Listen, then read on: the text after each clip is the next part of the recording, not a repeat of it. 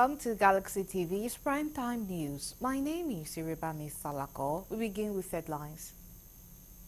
President Tinubu launches Yobe State Agricultural Empowerment Program as part of efforts to ensure food security and stimulate economic growth.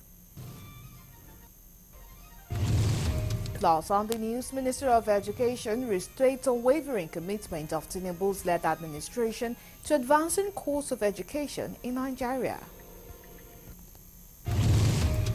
From the international scene, for the first time, Israel strikes inside Yemen following a deadly drone attack launched by Houthi rebels on Tel Aviv. Details of those and more coming your way shortly. To stay with us.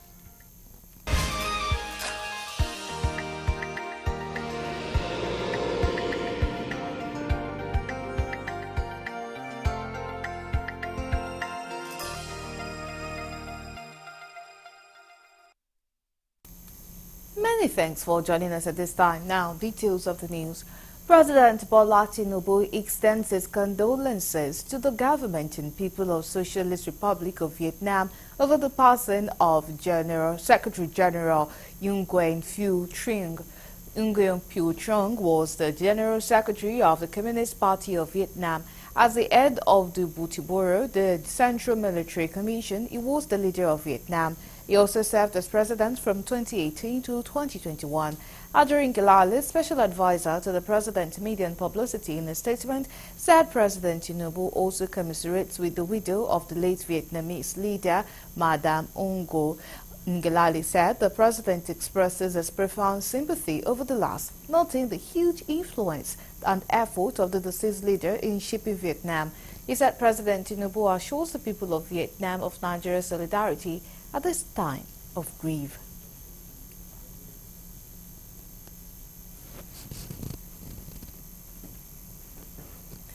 President Bola Tinubu has launched the Yobe State Agricultural Empowerment Program in Damaturu, the state capital, as part of efforts to ensure food security and stimulate economic growth across Nigeria. The initiative, which includes the provision of agricultural machinery they implement, and is a part of a broader national strategy to revolutionize Nigeria's agricultural sector. Correspondent Inabuchi Kinabuchi sent in the report. Speaking during the launch of the program, the president, who was represented by Vice President Kashim Shettima, said the program is at the heart of his administration's ongoing effort to enhance food security, create jobs, and diversify Nigeria's economy through agriculture. President Tinubu stressed the critical role of agriculture in national development and security, saying food is the heart of security in every society. President Tinubu noted that apart from boosting agricultural output, the initiative also aims to engage more Nigerians in the nation's economic life, as well as reaffirmed government's commitment to modernizing the agricultural sector, including the livestock industry. Yobe State Agricultural Empowerment Program couldn't have come at a better time. There is no way we are going to achieve our grand goals as a government, whether at the state or national level, until we support and empower our farmers. We must ensure that they have the tools, resources, and knowledge to optimize their production capacity. By doing so, we are not only enhancing our agricultural output, but also contributing to our collective quest to ensure that every Nigerian is well paid and fully engaged in the economic life of our nation. The president said the recently approved Ministry of Livestock Development is intended to improve livestock production in the country and to change the destiny and narratives of our livestock production. The launch of the Agric Empowerment Program also saw President Tinubu approving Yobe State requests for additional resources to support its agricultural ambitions. Responding, the Emir of Damaturu expressed gratitude for President Tinubu's support and appreciated the administration's effort towards national progress, while Governor Boni of Yobe State reaffirmed the state's support for the Tinubu's administration. This project or this program, which will be launched by His Excellency, is first of its kind in this great country. We appreciate him, and all Yoruba's are appreciating his effort for receiving the dividends of democracy. Your Excellency, I will use this opportunity to thank Mr. President for assigning you to be here in Yobe to commission this program. Implements to complement our efforts in attaining food sufficiency, food security, and economic growth. Let me appreciate the foresight of Mr. President in creating the new Federal Ministry of Livestock. As you may be aware, Yobe State is a leading state in livestock production. We therefore look forward to extension of the service of the new ministry to the huge livestock farmers population in the state. The governor mentioned several government initiatives to revitalize agriculture, including an agricultural summit, the constitution of a steering committee on revitalization of agriculture, and partnership with organizations like the Bill and Melinda Gates Foundation. The items distributed include 100 Zimlion tractors, 10 IMC double-cabin four-wheel drive vehicles for extension service supervision, 200 motorcycles for extension workers, 300 set of ox-drawn plow, 5,349 small ruminant goats, 1,349 hand-push planters, 590 hand-push tiller machines, 4,202 solar-powered irrigation water pump, improved assorted seeds, and 72,000 bags of fertilizers.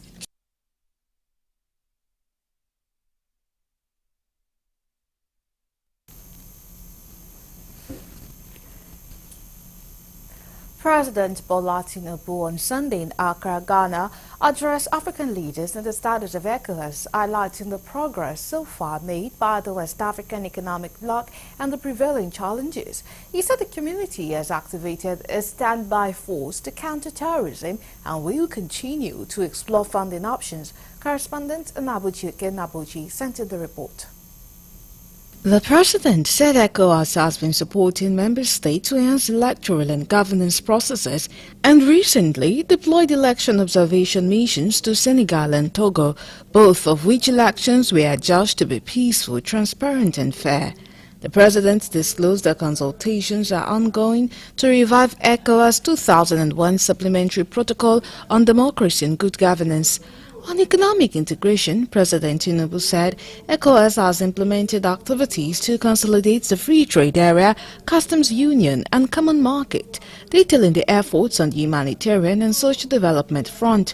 President Tinubu said ECOWAS has allocated $9 million to assist persons of concern, including refugees, internally displaced persons and asylum seekers. Another ECOWAS institution, President Tinubu said the legislature of the ECOWAS Parliament elected as first female president, the Right Honorable Maimatu Ibrahim from Togo, and that the ECOWAS Community Court of Justice reviewed 15 new cases, held 33 court sessions, and delivered 11 judgments. However, the President noted that the bloc faces multiple threats, including member states withdrawing, political rivalries, terrorism, food insecurity, climate change, and the spread of misinformation and disinformation.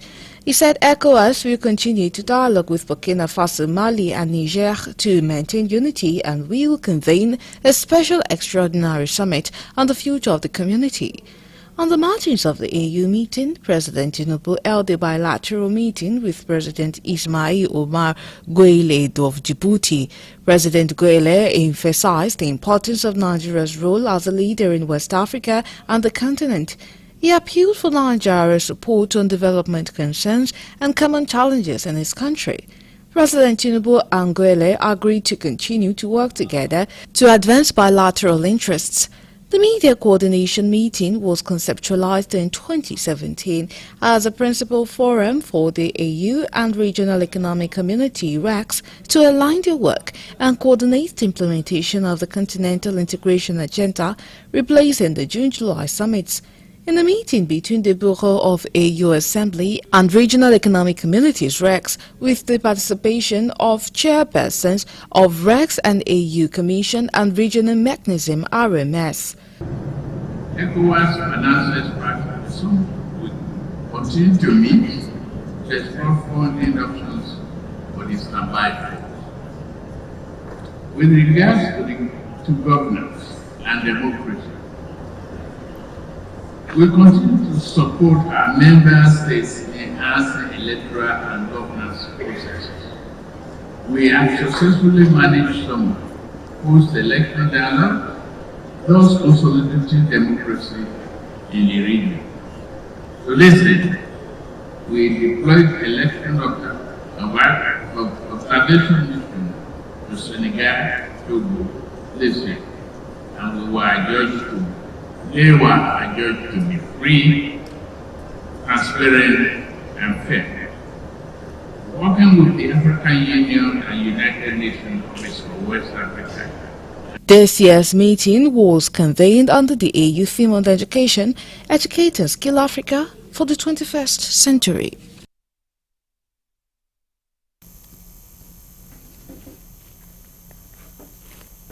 The Minister of Education, Professor Tahir Mamman, has restated the unwavering commitment of the Tinubu's-led administration to advancing the course of education in Nigeria. He, however, solicited the support of all stakeholders towards achieving this lofty objective. Correspondent Kunlojo reports that the minister, while speaking at the unveiling of the mascot for the 4th edition of the Federal Education Sector Games, FIDEGAM, aptly named FIDEGAM Bauchi 2024, said the present administration remains committed to advancing the course of qualitative education in Nigeria.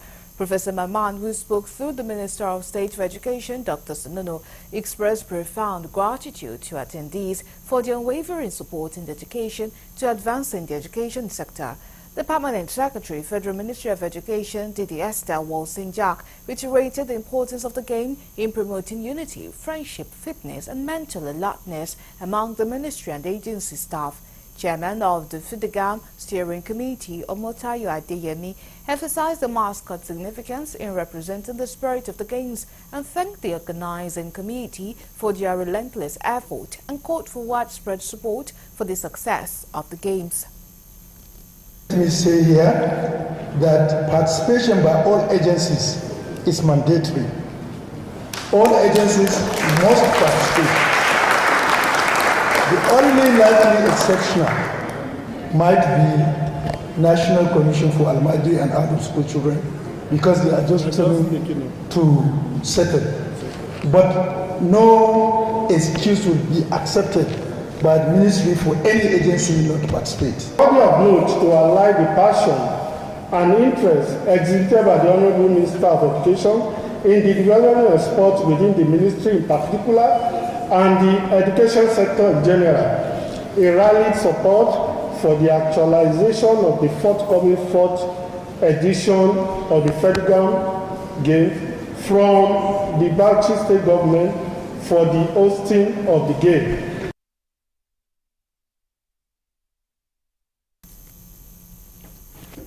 Now to legislative matters. The House of Representatives Joint Committee is investigating the high cost of cement in Nigeria and has asked the major manufacturers, including Dangote Cement and Lafarge, to provide documents showing their production costs.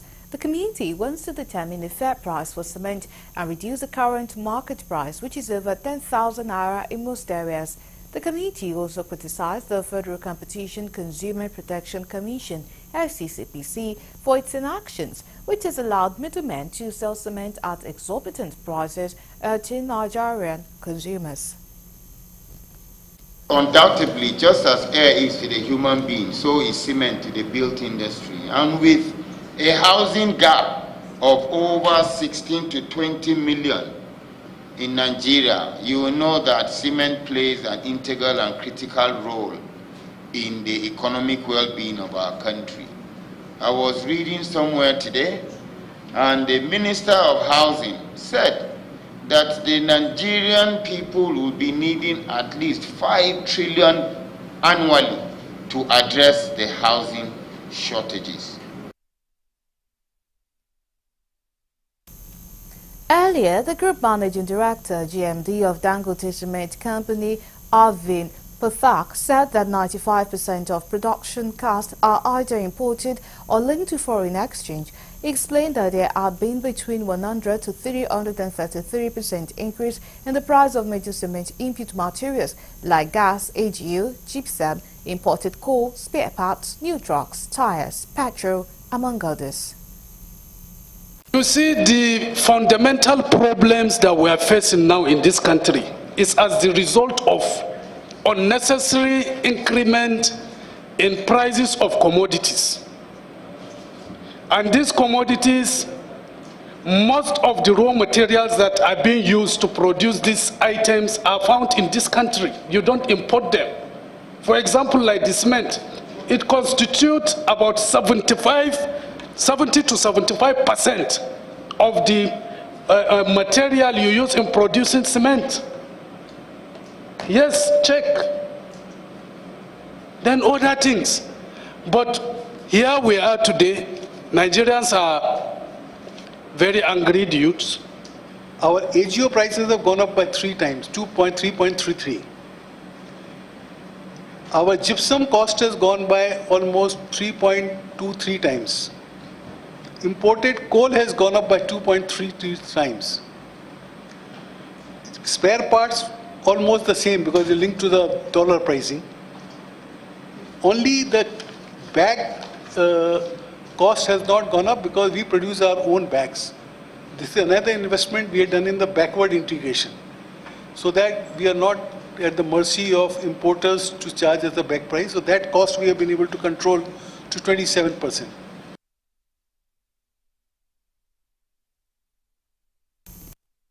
You're still on to the news on Galaxy Television. Coming up next.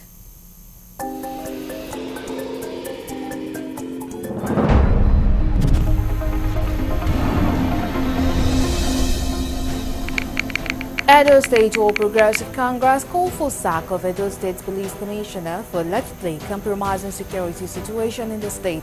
Details of that and more coming after the break. Do stay with us.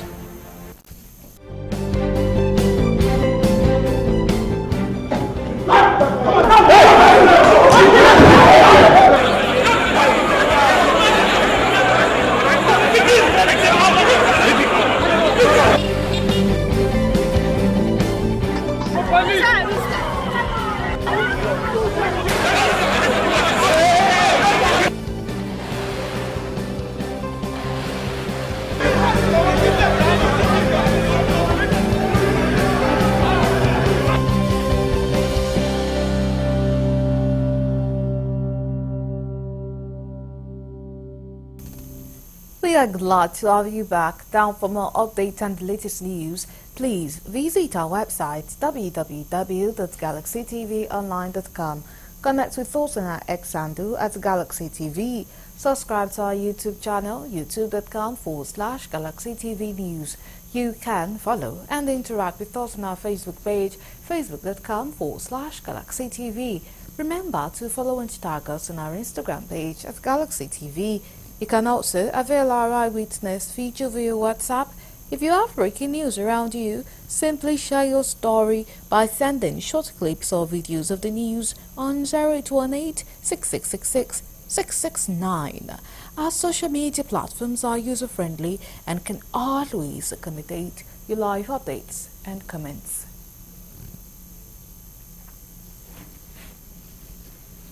Mitigating the current economic challenges in Nigeria, where every Nigerian can afford to feed 3 square meals a day, has become a mirage going by the supposedly filling policies of President Tinubu-led government, which seems not tenable. While hunger seems to pervade every nook of the society due to high cost of food items and scarce resources, citizens are calling on Mr. President to fashion out ways to obviate this plight before it gets out of hand.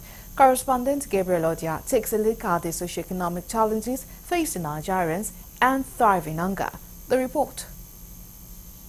Nigerians across the country is now more than ever desperate to survive following prevailing hunger in the land as the current economic realities bites harder after the removal of subsidy over a year ago. With rising inflation of about 40%, the cost of food items, commodities and services have also soared high, even though the federal government seems to be making efforts to cushion the effect. It thus appears no one is feeling the impact as prices of foodstuffs, fuel, diesel remains high. Traders are saying the situation is unbearable and demand action from government. When you come to market to buy, if you have like 5,000, maybe a family of 2 to 3, you can use 5,000 naira or 6,000 to enter market and get some things. But now, you can't get the same things to get 5,000 naira. Maybe you spend more than 15,000 naira to get those things. Things are terribly bad. So now, in fact, people are dying for me, if not because of anything, I would have stopped selling because it's so hard in the market. Then I used to, when I make 2 noodles of kunoya or 3, I sell it in a day. People like it so much, they like it, but now they can't even drink it because it's too expensive for them. The government is not making any effort. It's not making any effort, I don't believe, because everything is getting high every day.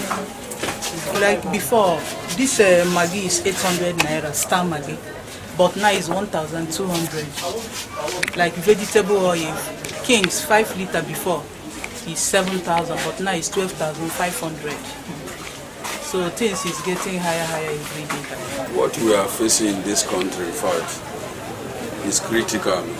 For example, this bike, I could remember during Good Luck, we bought this bike at the rate of 125,000. During Buhari, it didn't get to 250,000.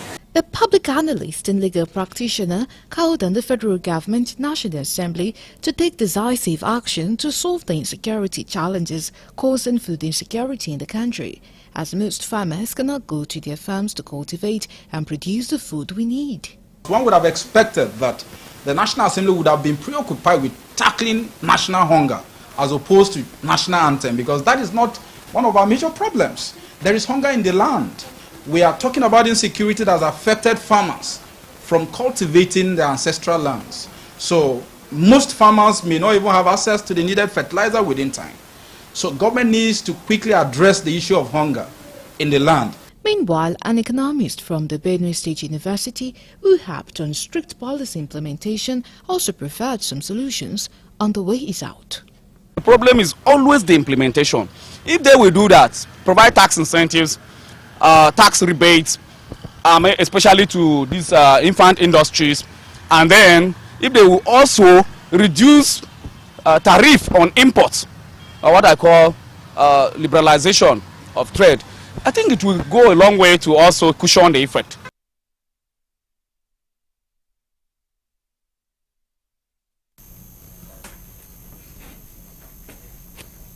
The Minister of Education, Professor Tahir Mamman, has commended President Bola Tinubu for appointing Dido Wosinjak as the head of the Civil Service of the Federation. The minister stated this in his congratulatory message to the newly appointed #1 civil servant of the nation, describing the appointment as a testament to exceptional leadership and dedication to public service. Correspondent Kunle Ojo reports that Professor Mamman further testified on his working experience with the new head of service on behalf of the Federation, saying Wosinjak has consistently demonstrated a strong commitment to excellence, innovation and integrity. He noted that her appointment as Permanent Secretary in the Federal Ministry of Education on January 15, 2024 marked a significant milestone in her career, and achievements in the education sector have been remarkable. Mamman said Jackson's appointment remains a significant milestone in the nation's effort to enhance the efficiency and effectiveness of the public service. I've seen her capacity, I've seen her vision for the service, and extremely reform-minded. I can testify personally here that the service is going to see a lot of things coming.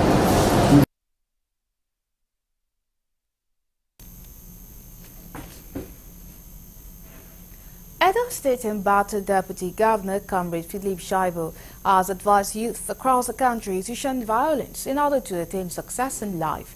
He made this known while fielding questions from journalists immediately after a Thanksgiving service at the St. Paul Catholic Church. He said the youth need to know that they can become who they want in life only if they are consistent and do what's right at all times. We want the youth to know that you can be who you want to be only to the extent you are consistent, and you must do what is right at all times. If anybody comes to you to disrupt this democracy, they want to destroy your future. You must stand your ground to make sure that democracy succeeds. If you vote them in and they are not doing well, vote them out. But don't go to the street to want to disrupt peace.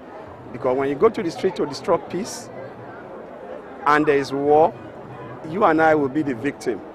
Nigeria cannot afford to have war. He blamed the ruling PDP in Edo State for the crisis linked to the killing of a police inspector in Benin City. You can see that they are struggling hard to prove that they have no hand in what has happened. But everybody knows that the system has trained violent people, and violent people walk around them. And that is why, if you check my style, I refuse to pull anybody to the street, because they said, we know he will soon go to the street. But you can see I refuse to go to the street. Instead, I use my brain.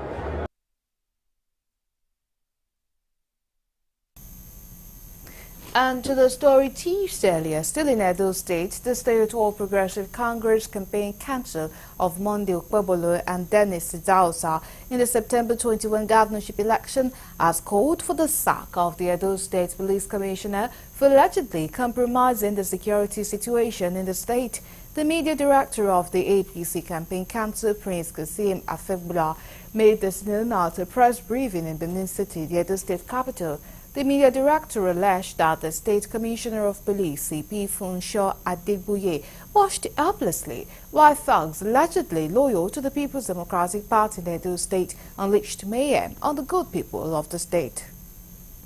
It's very striking to observe that under the watchful eyes of the Edo State Commissioner of Police, one of his serving officers was killed without any iota of concern from him, indicative of the grand design by him in connivance with the state governor and the PDP candidate, Barrister Aswa Ighodalo.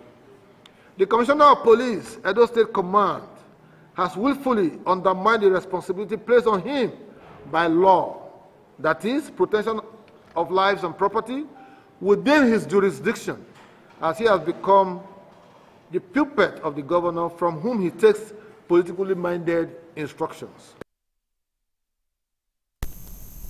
On his part, the State Commissioner of Police, CP Funsho Adigbuye, denied the allegation, saying he was not at the airport when the incident happened. Information that some people gathered at the airport, supporters, and I went in there because our own is to maintain law and order. Where we discovered that we have a crowd, we will go there. We were there, myself and my men. And it was after these people left the airport, then we heard about this shooting, which led to this, the death of the inspector. We are investigating it. We are having some names, which we are very soon, they will be in our net, and we will carry out very thorough investigations.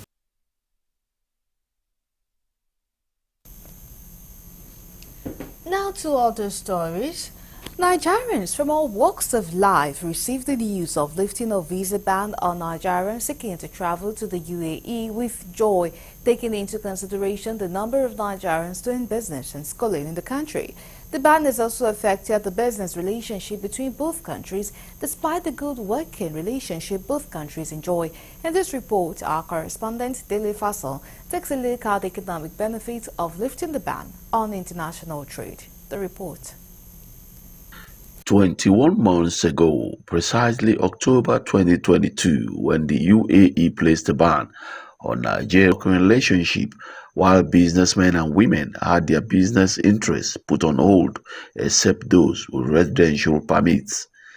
Speaking on the benefits of the ban lifting on international trade amid political calculations, some business experts and political analysts charge Nigerians to redeem its image.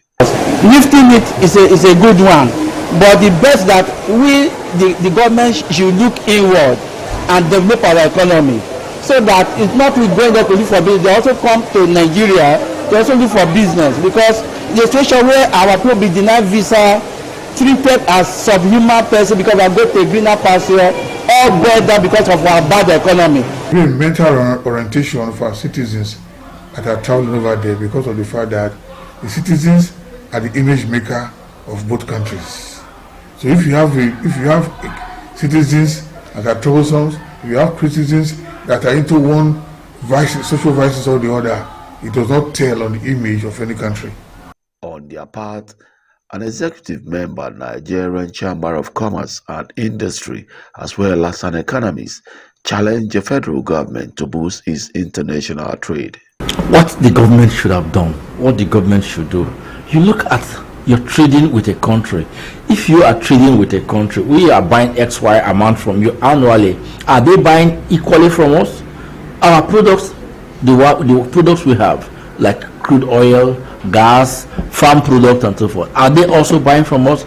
We must give what we call preferential treatment to those who are also buying from us. About doing business with UAE, what percentage of the people export to UAE? Majority of the people import from UAE to Nigeria. So until we concentrate on how we can improve on our export to UAE, I'm sure Nigeria will benefit very little from that. As Nigerians resume its business interests, among others, in the United Arab Emirates after the lifting of the ban, the image of Nigerians traveling to the UAE must be paramount as we look at achieving economic growth.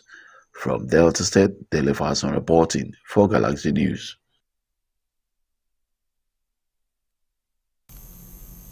Now it's time to do a reminder of news that made headlines during the week. Tracking the Week is up next.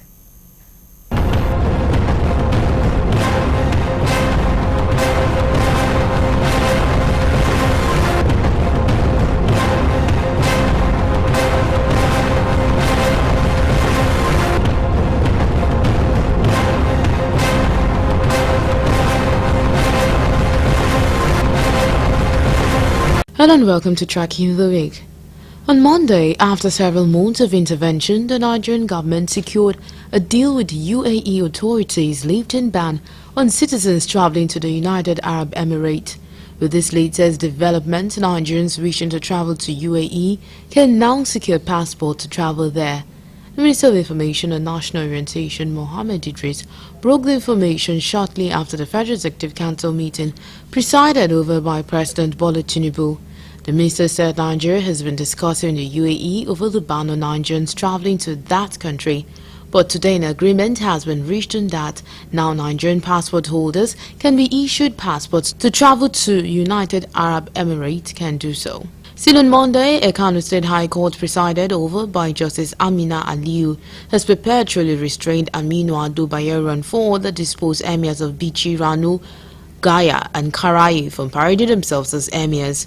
Delivering the judgment on Monday, Justice Aliyu further restrained the 15th Emir of Kanu and further dethroned emirs by themselves, servants, privies and other persons appointed by them for parading themselves as emirs of Kanu, Bichi, Gaya, Ranu, Karaye. Recall that the Kano State government had filed a suit asking the State High Court to stop the 15th Emir, Bayero, and four other emirs of Karaye from parading themselves as emirs. The government also gave the deposed emirs 48 hours within which to vacate their respective palaces after being deposed. However, Justice Aliyu said while delivering the judgment that the issue of evicting the disposed Emir Bayero from his Nasser Al-Mini palace is a rent tribunal matter and is not before it. On Tuesday, the Nigerian Senate once again being thrown into a state of mourning following the death of House Representatives member Honorable Ekene Adams. The Red Chamber adjourned plenary till Wednesday in honor of the late lawmaker who died on July 16. Correspondent Kuluju reported Adams represented Chikun Kajuru Federal Constituency, Kaduna State in the House of Representatives before his death. Senate resolution followed the adoption of a motion for adjournment moved by Senate Leader of the Senate Opeyemi Bamidele and seconded by Minority Leader Abamoro. President of the Senate, Godswill Akpabio, said the adjournment was in line with the tradition of the National Assembly to pay last respect to colleagues who passed on.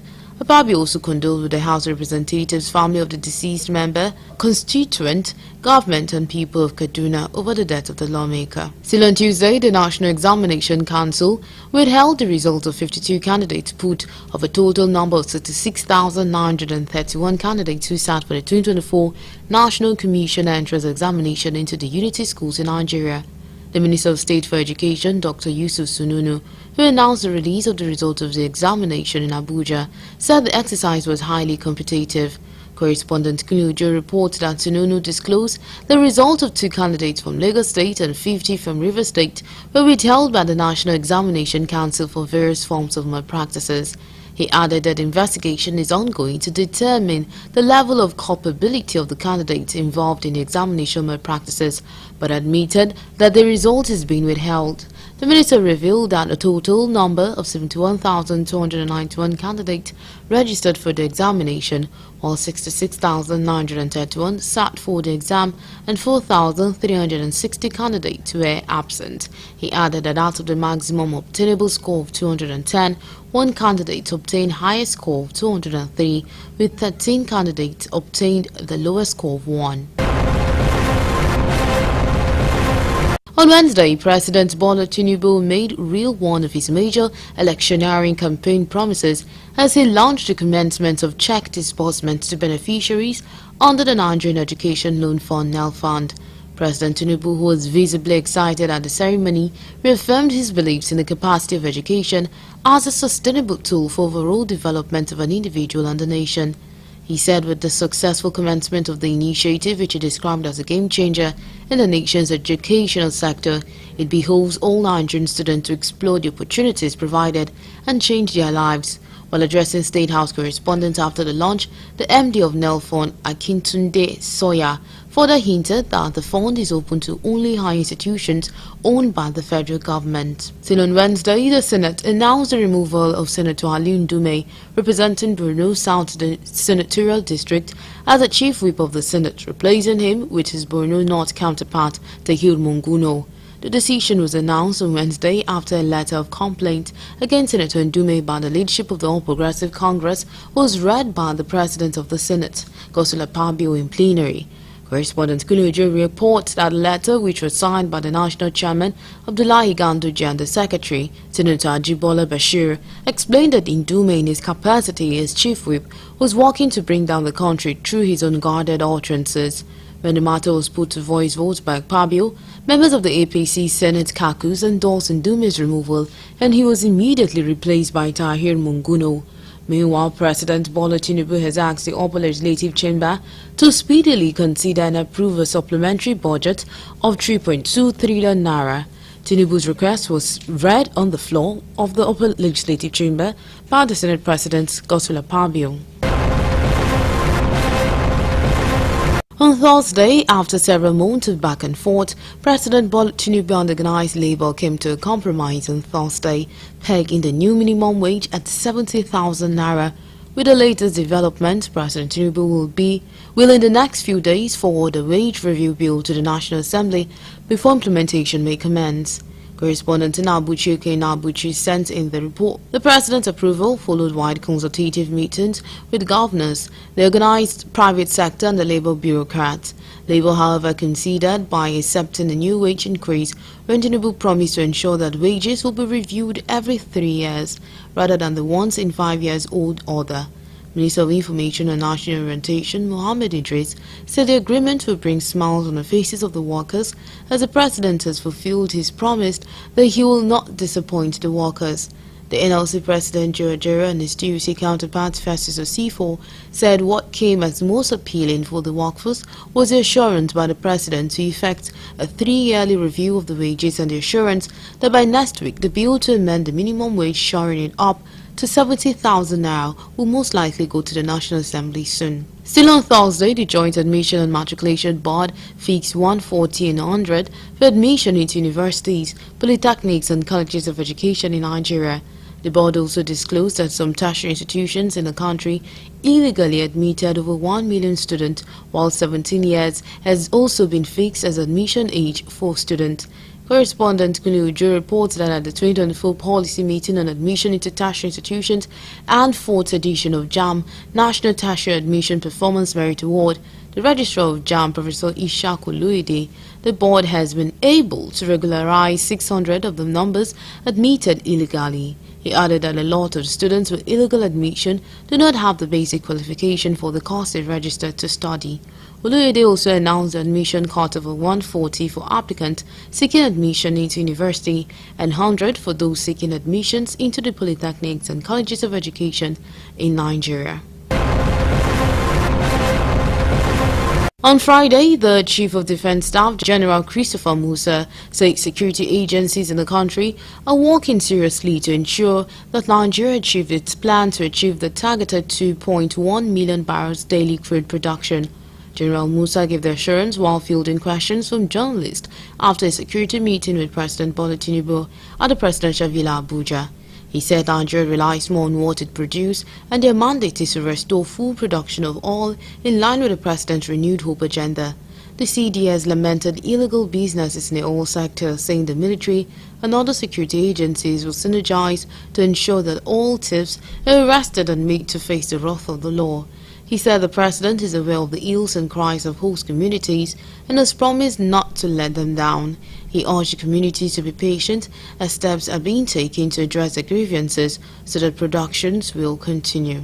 Still on Friday, Federal High Court in Abuja stopped the Independent National Electoral Commission (INEC) from releasing voters registered to the Rivers State Independent Electoral Commission for the purpose of conducting the forthcoming local government elections in the state. Justice Peter Alifu issued an order of interim injunction against INEC while delivering ruling in a motion ex parte brought before him by the All Progressive Congress.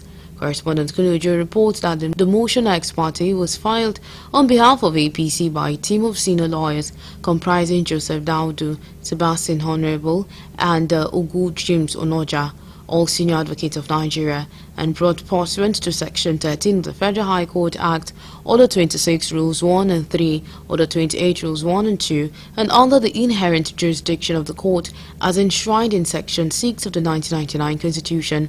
The judges also ordered the Rivers Electoral Commission and Rivers Attorney General from receiving INEC or using parts of the National Voters Register relating to Rivers State to conduct local government elections in the state. And that's all we have on Tracking the Week.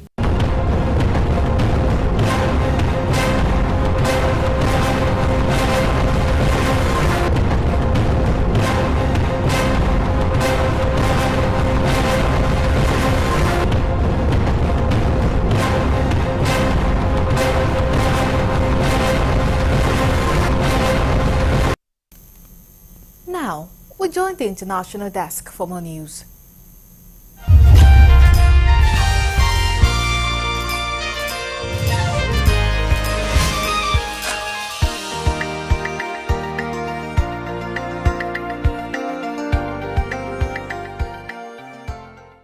This is news from the international scene.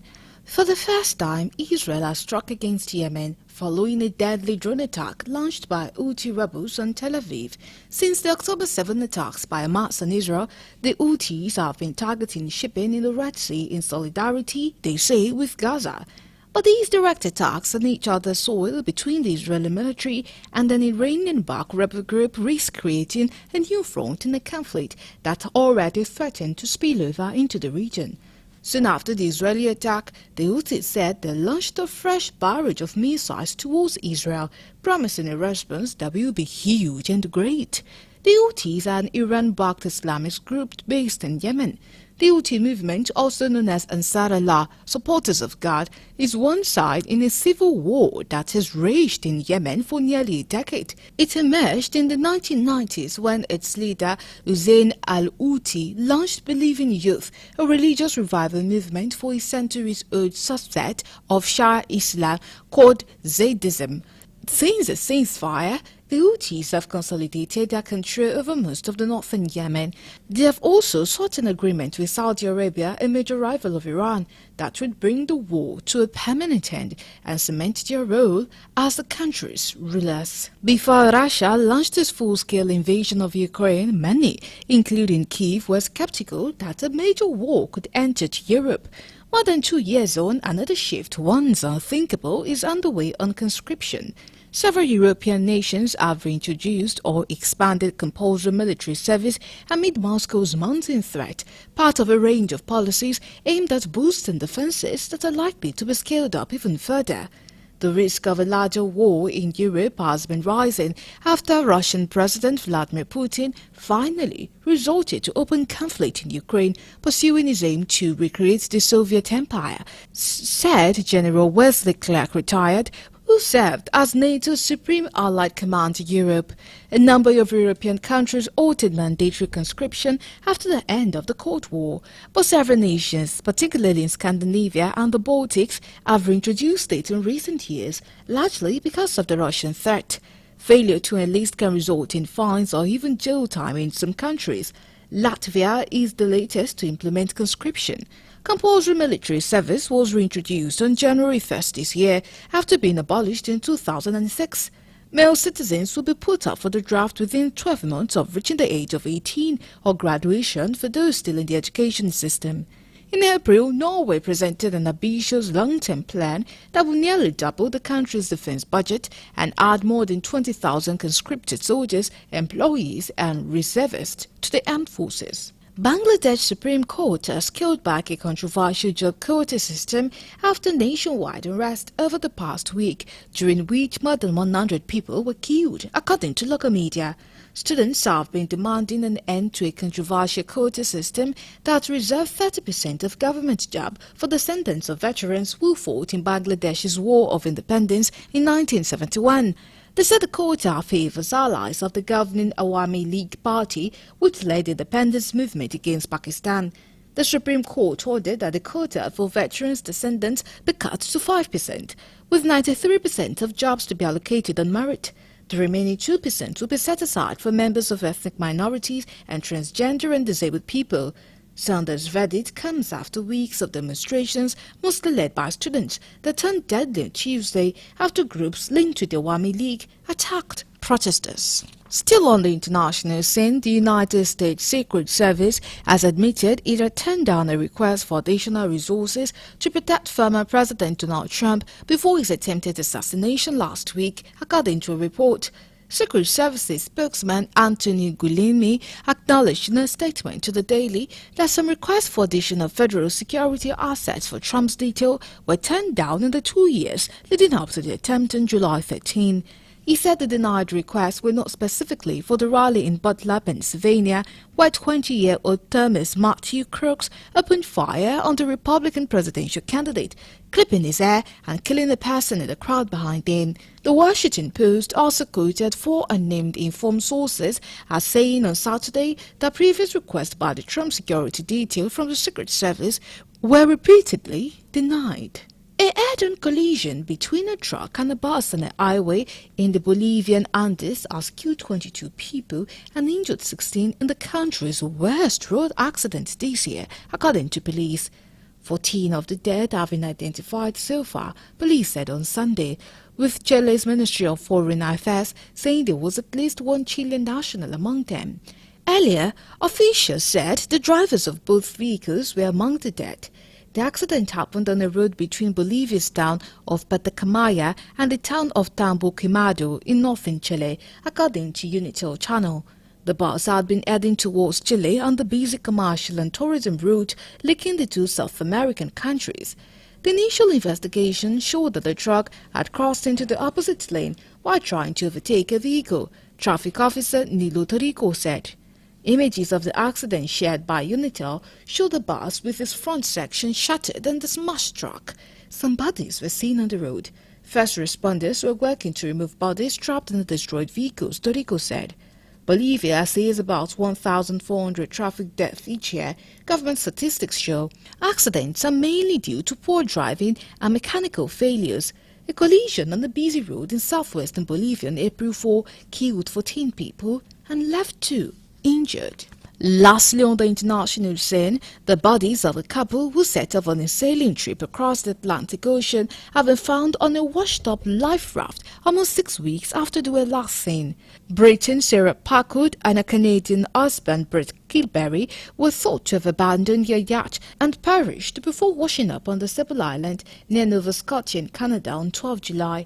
The couple were reported missing on 18 June after leaving Nova Scotia in their 13-meter eco-friendly yacht Theos a week earlier. They were on the way to Azores, about 3,228 kilometers away, with the trip planned to take 21 days. In a post on Facebook, Mr. Klibali's son James confirmed the pair had died, saying that the last few days had been very hard. He said the couple would be forever missed, adding that there isn't anything that will fill the hole that has been left by their so far unexplained passing. It is unclear how the couple's dream transatlantic crossing ended in tragedy. An investigation is still underway. The Royal Canadian Mounted Police told newsmen on Sunday. One theory investigators are exploring is that the yacht was struck by a passing cargo ship that did not notice the collision, according to Canadian news website Saltwire. And that's it from the international scene.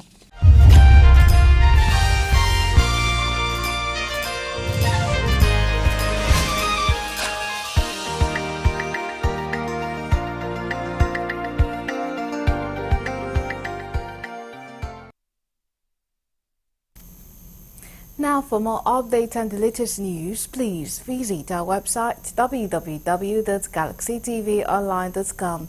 Connect with us on our X handle at Galaxy TV. Subscribe to our YouTube channel, youtube.com/Galaxy TV News. You can follow and interact with us on our Facebook page, facebook.com/Galaxy TV. Remember to follow and tag us on our Instagram page as Galaxy TV. You can also avail our eyewitness feature via WhatsApp. If you have breaking news around you, simply share your story by sending short clips or videos of the news on 0818 6666 669. Our social media platforms are user-friendly and can always accommodate your live updates and comments. And that is all we have for you. We thank you so much for watching. My name is Iribami Salako. Do have a great week ahead.